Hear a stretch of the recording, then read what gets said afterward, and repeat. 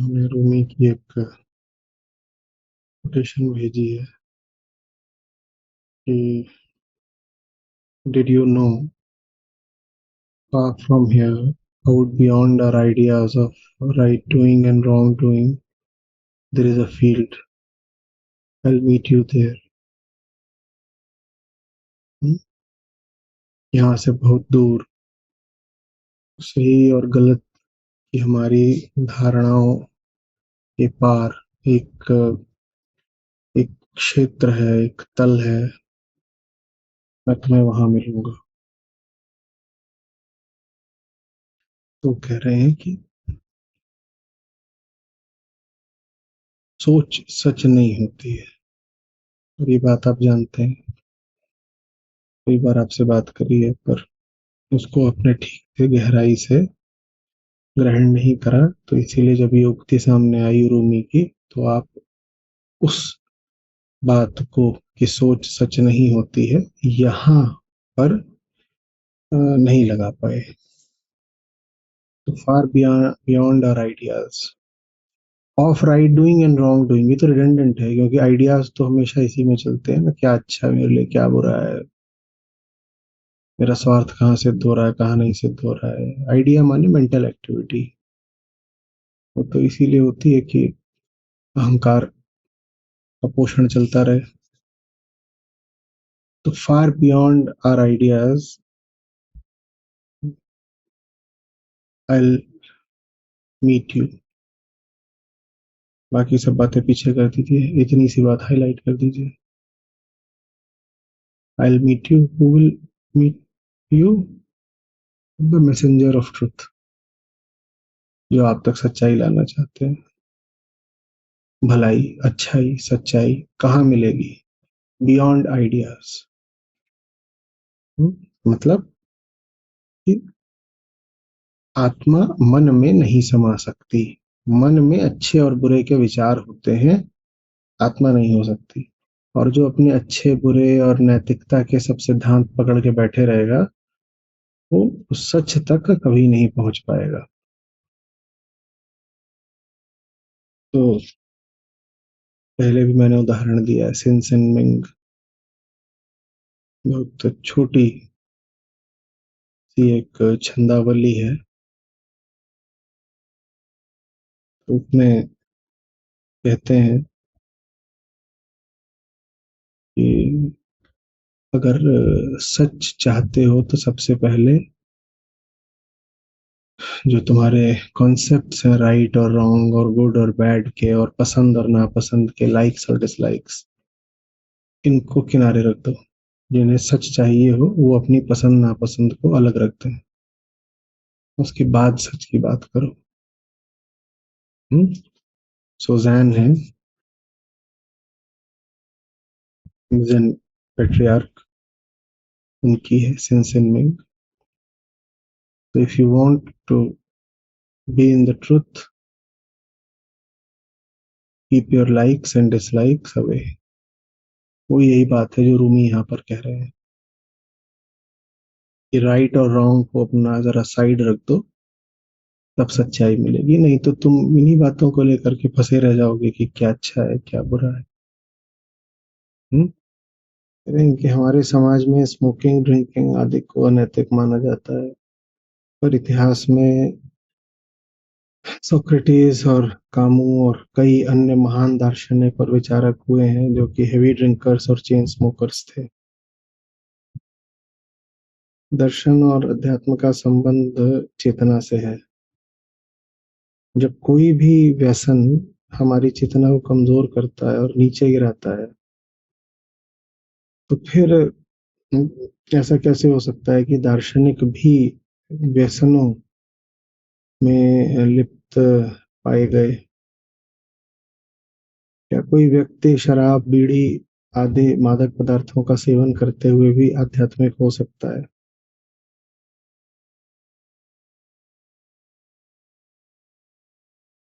देखो, बात तुलनात्मक महत्व की है। हम्म? मैं आपको एक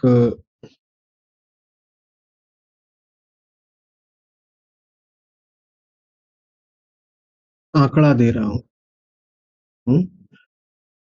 और मैं कह रहा हूँ जो आंकड़ा है ये अहंकार का है, बंधन का है, और हमें मुक्ति की ओर जाना है जो कि अध्यात्म का लक्ष्य है। हम्म? आंकड़ा है 9 बार 9। नौ नौ नौ नौ नौ नौ नौ नौ नौ। ठीक है, ये मैंने आपको आंकड़ा दिया। ये अहंकार है, इसको हम इस संख्या से निरूपित कर रहे हैं, रिप्रेजेंट कर रहे हैं। इतना बड़ा अहंकार। और मुक्ति का अर्थ होता है अहंकार को कम करना, गिराना, शून्य कर देना। तो ये आपके पास संख्या थी इतनी बड़ी।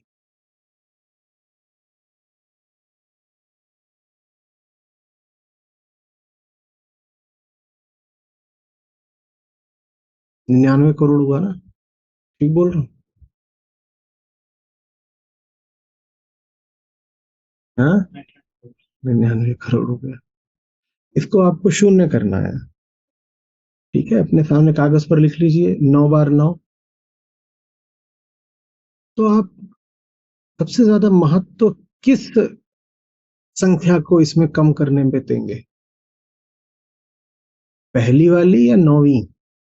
ऐसे शुरू हुआ है यहाँ से 99 करोड़, 99 करोड़, 99 लाख, 99,999, ऐसे है। इसमें से आप किस संख्या को घटाना चाहेंगे? हर संख्या जैसे कि आपके भीतर के किसी बंधन का प्रतिनिधित्व करती है। और मुक्ति के लिए आपको सब कुछ घटाना है, इतने सारे नौ है, घटाना है। इसमें से आप किस नौ को घटाना चाहेंगे? जो पहला नौ है ना, क्योंकि उसकी जो प्लेस वैल्यू है वो सबसे ज्यादा है। सबसे पहले उसको घटाएंगे, जो पहला नौ है उसको शून्य करेंगे। फिर जो दूसरा नौ है उसको शून्य करेंगे, फिर जो तीसरा नौ है उसको शून्य करेंगे, ऐसे ऐसे करते रहेंगे। यही बात तार्किक लगती है, यही बात ईमानदारी की लगती है। लेकिन अगर आपको कोई मिले जो कहे कि जो आखिरी नौ है उसको कम करो बच्चा, और उसको जो कम कर लेगा वो भगवान का प्यारा हो गया, और सारा जोर लगा दो आखिरी नौ को कम करने में, और वो जो आगे के नौ हैं जिनकी प्लेस वैल्यू हाईएस्ट है, 99 करोड़ वाले, उनकी तो देखो मत, उनको सोचो मत। तुम जो आखिरी है 999 में जो आखिरी नौ आता है उसको शून्य कर दो। तो आप उसको शून्य कर भी दो तो आपको लाभ कितना हो जाएगा?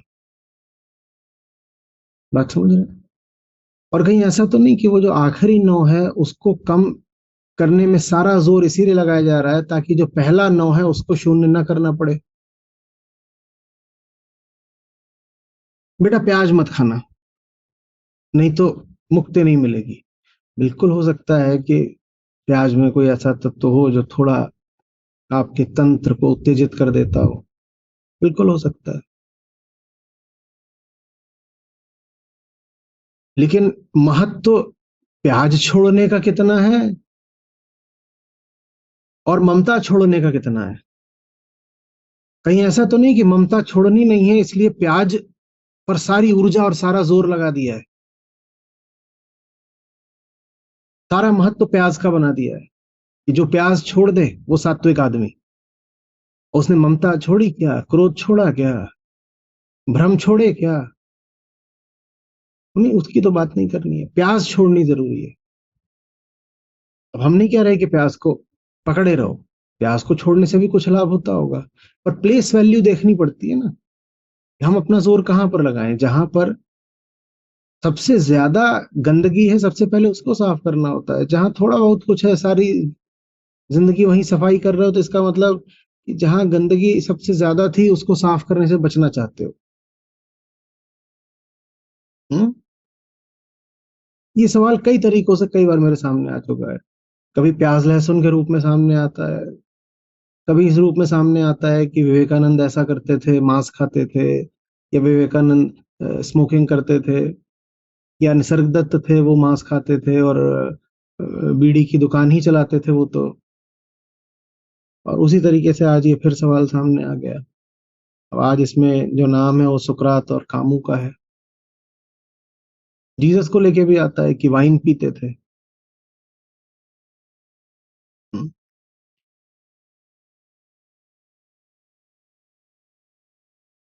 किस चीज को कितना महत्व देना है ये हम समझेंगे कि नहीं समझेंगे? हम्म? जो बिल्कुल कम महत्व का 9वां आंकड़ा है, सारा महत्व उसको दे देना है क्या? और जो सबसे महत्वपूर्ण बात है वो नहीं देखनी है?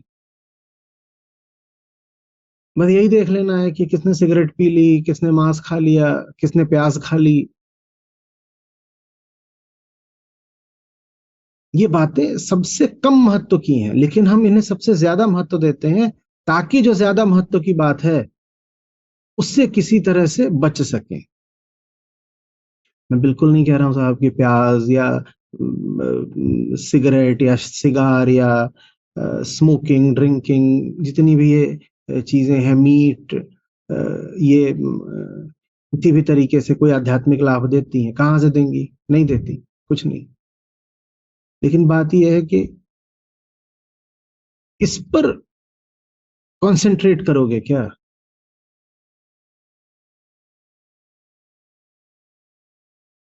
ये वैसा ही हो गया कि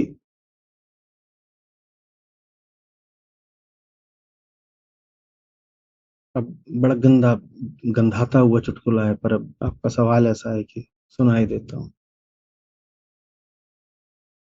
एक बार एक पिग और पिग्गी दोनों रेस्टोरेंट में गए। हम्म? पिग्गा और उसकी पिग्गी दोनों गए रेस्टोरेंट में। तो जो पिग्गी थी, कुछ और बोल लो, उसे पिग्गी बाई, पिगानी, जो भी बोलना हो, पिग्गी मेम। तो उसने वेटर को बुलाया और बोली, जरा ऑर्डर लिखो। एक स्टफ्ड टट्टी, एक कढ़ाई टट्टी, एक टट्टी दो प्याजा, एक टट्टी रोस्ट, एक मसाला टट्टी, एक बटर टट्टी। और फिर बोलती है, और सुनो भैया, उसमें ना प्याज मत डालना, बड़ी बदबू आती है। ये तो हमारा हाल है। हम्म? किस चीज का कितना महत्व है हम समझते हैं क्या?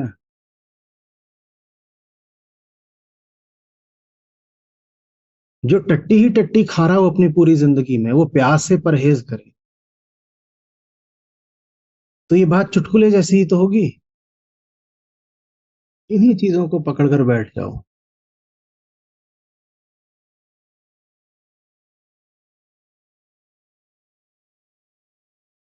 रामकृष्ण ने मछली खा ली तो बड़े पापी थे।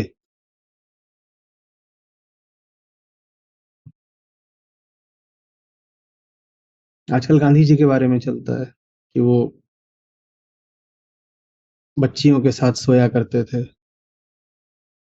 नेहरू को पकड़ लो, बोलो वो एडविना माउंटबेटन के पीछे जाते थे। इसलिए जो चीज महत्व की है वो देखोगे ना।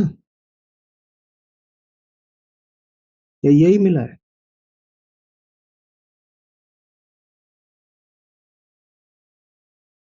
हम बिल्कुल नहीं कह रहे ये सब करना चाहिए, लेकिन हम कह रहे हैं कि हमें पता होना चाहिए कि प्लेस वैल्यू कितनी है।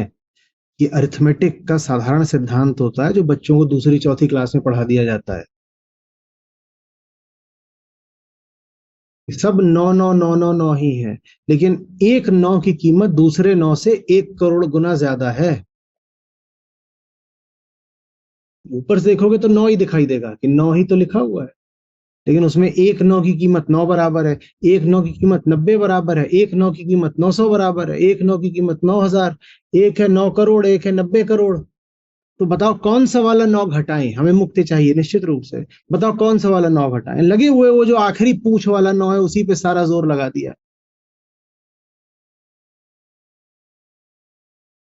मेरी दोस्त है, वो मीट पैकेजिंग सेंटर पे काम करती है, लेकिन वो खुद बड़ी सात्विक है और शाकाहारी है, और वो एकादशी का उपवास भी रखती है। और कहती है मैं तो ठीक हूं ना, ये तो मेरा काम है, और ये सब तो मैं अपनी आजीविका के लिए करती हूँ। ये होता है हमारा। हम प्याज नहीं खाते, लेकिन हम ऐसी सॉफ्टवेयर कंपनी में काम करते हैं जो किसी स्लॉटर हाउस के लिए कोड लिख रहा है, ठीक है ना।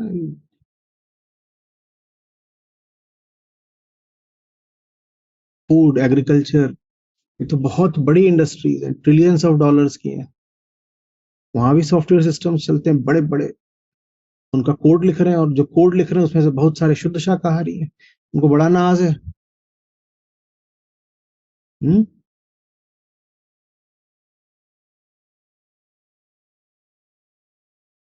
साहब हम स्मोकिंग नहीं करते, हाँ, लेकिन ऐसी जगह काम करते हैं जो लोगों को दिन की 20 सिगरेट के बराबर का धुआं पिला देती है, ऐसी इंडस्ट्री में काम करते हैं। और खुद कहेंगे नहीं मैंने जिंदगी में आज तक एक सिगरेट नहीं छुई, लेकिन मैं ऐसी जगह काम करता हूं जो इतनी पॉल्यूटिंग है कि उसके पॉल्यूशन से, उसके एमिशन से लोगों को दिन में 20 सिगरेट का धुआं भीतर फेफड़े में पहुंच जाए।